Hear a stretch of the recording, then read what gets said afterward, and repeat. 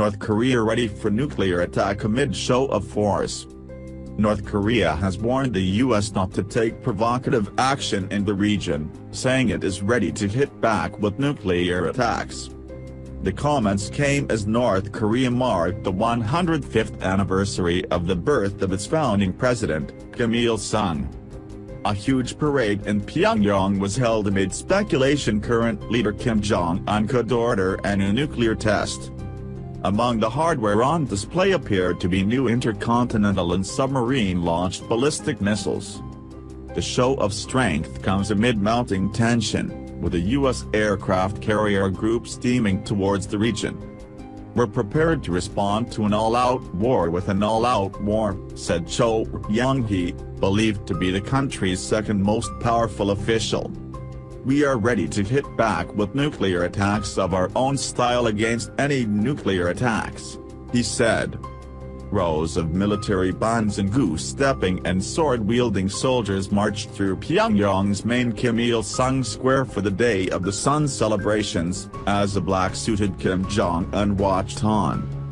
He saluted an honor guard and took his place on the podium.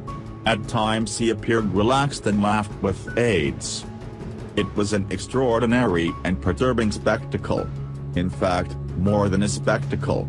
As the thousands upon thousands of soldiers goose-stepped past, in a highly choreographed display of loyalty and unity, you could literally feel the ground shake beneath your feet. And they kept coming, in perfect formation, on and on, until eventually looming into view behind them, came the heavy weaponry.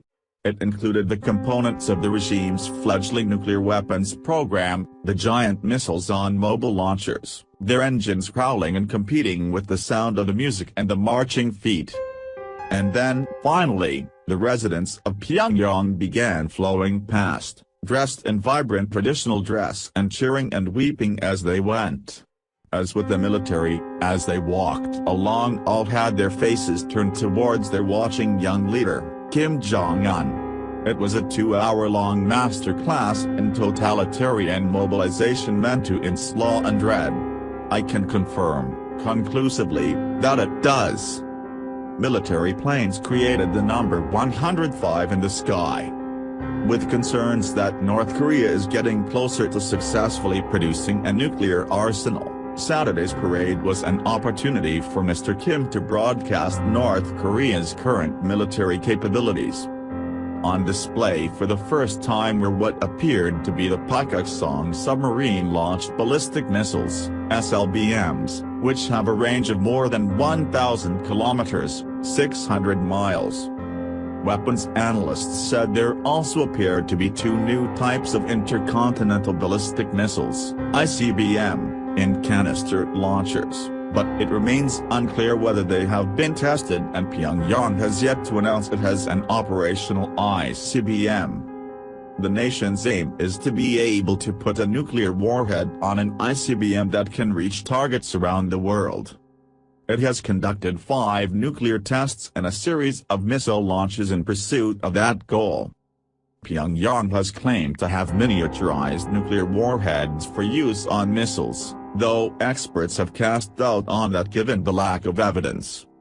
Saturday's military parade made clear how vital the state's nuclear program is to its future ambitions, as it continues to ignore growing pressure from the U.S. to abandon its nuclear weapons program. On Friday, China's Foreign Minister Wang Yi warned that conflict could break out at any moment, adding that if war occurred there could be no winner. Unlike at previous Pyongyang parades, there did not appear to be any Chinese representatives present. Adding to Chinese unease, U.S. President Donald Trump said on Thursday that the problem of North Korea would be taken care of. If China decides to help, that would be great. If not, we will solve the problem without them. USA. Vice President Mike Pence will be in South Korea on Sunday as part of a 10-day Asia trip. The aircraft carrier USS Carl Vinson and an accompanying battle group have also been sent to the Korean peninsula. "We are sending an armada. Very powerful," Mr. Trump told the Fox Business Network. "He is doing the wrong thing," he said of Kim Jong-un. He's making a big mistake. However, Associated Press quoted U.S. officials as saying that the Trump administration was focusing more on raising pressure on North Korea with the help of China rather than using military force. The U.S. president has recently demonstrated his willingness to resort to military methods.